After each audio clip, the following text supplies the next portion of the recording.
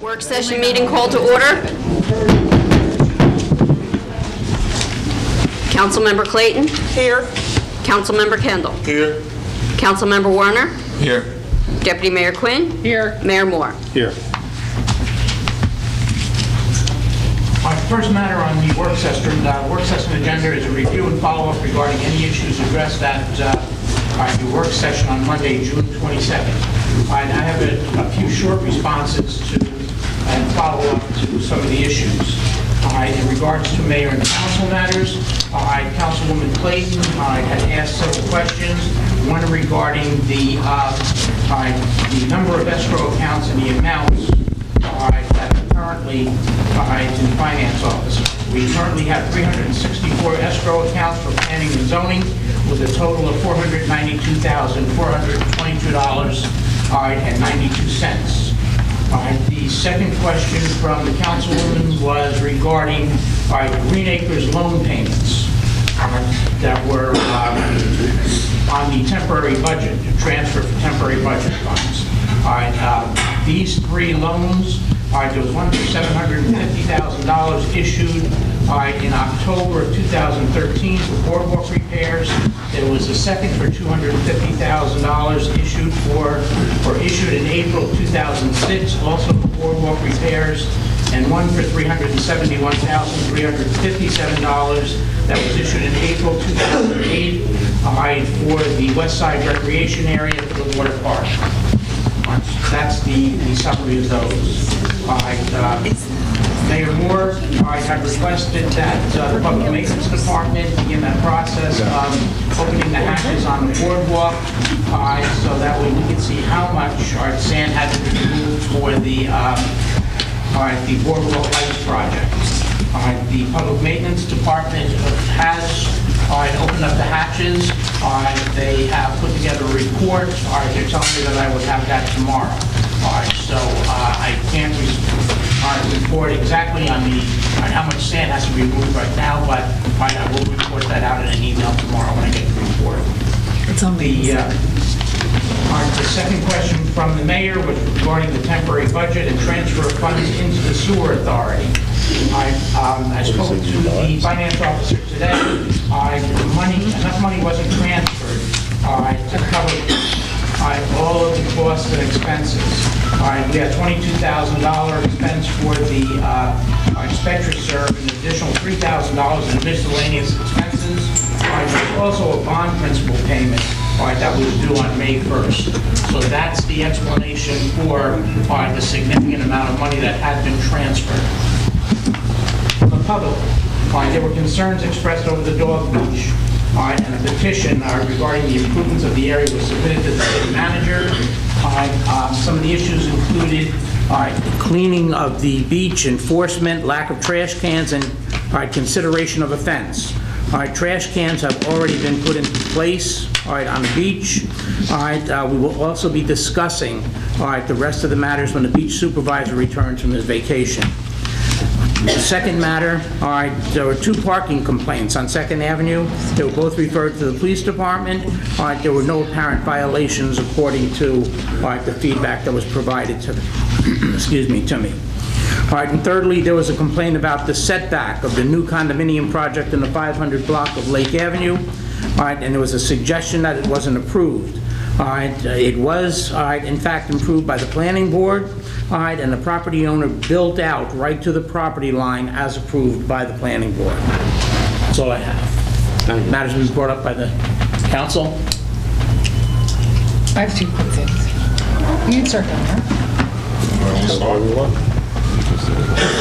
Is this now or? Your thing? Yeah. No, I don't have anything. Okay. No, I did. I have something. No, go ahead. Mia, go. Okay. Last week, I was walking through the municipal building, and I noticed that police officers was warning people before they go in the courtroom. And then it hit me. In line of North Carolina, I was just thinking that it would be ideal for the council to either recommend or resolute or have an ordinance that people be wanting for security reasons, so when they go to our special events, there would be no tragedy. We have, I think we'd be way ahead of ourselves if we would consider that. So I'd like the council to think about that and talk about it. Unless you have an answer for me now. Any comments on that? Not quite sure what we're being asked. All right, we have a lot of events, special events in our city. And then a lot of times there's a lot of people. And you have no idea what people are thinking. I guess your first impression would be that they just come to have fun, enjoy the music, enjoy the show or whatever. But thinking about what happened in the South, North Carolina, I truly believe that if we start warning people just for security reasons, it might help. I had something that I'll mention now. So one of the things that start back in January, and I spoke about this briefly at the workshop meeting, but just to keep everybody up to date, we talked about a little bit back in January when we unfortunately lost. Excuse me, Joe. Oh, I'm sorry. Have we came up with a conclusion on this, or we want to talk about it in private, or what is it? So you want us to search people going into, for example, I'm using this as an example, Pride. The special events that we do in Asbury Park. I'm using Pride as an example because it was the most recent one. Okay. Fine. So I just want to think. I just want to clarify on what you're asking. So we would be so the jazz festival, I guess, is coming up. So are you saying for every event, or you want to figure out what events, or? I'm throwing it out there so we can ponder it and see which would be best, because 9 out of 10 people in this town have a weapon on them. And a lot of them attend these events. And 9 out of 10, I would say, from out of town, someone have some kind of weapon on them. And people are, I would say, just in my own opinion, is not thinking right nowadays. And people are copycats. And to prevent any further hassle of anything or homicides, maybe it'll help. Would that be too much to ask? No, not at all. Security. I think it's a subject worth looking into. I guess instead of sitting here tonight and debating it, we could put it on the agenda for the next special events committee and have it there with all the representatives from all the departments. Would that satisfy you? Oh, thank you. Okay.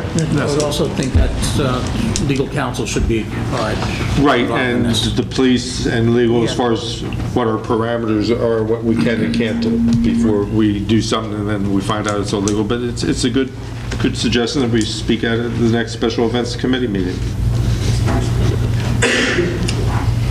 That's all for me. You had something? Yeah, so just 2 quick things. Tomorrow at 12 o'clock, and I don't watch this show, but so if I'm saying anyone's name incorrectly, sorry, but Cake Boss is filming a segment to kick off their summer series on 3rd Ave. They're going to build a sandcastle of some sort. If I miss anything, Tom, maybe you could fill it in. And they're looking for people from the public, at least to just come out and kind of support the event. I'm assuming it's rain or shine, but we don't, I guess if you're building a sandcastle, maybe it's not rain or shine. Okay, on the boardwalk, 3rd Ave, 12 o'clock. The city has hired a city planner. I think all of you know when Don left, not only was the public heartbroken by his departure, but the council was also heartbroken by his departure.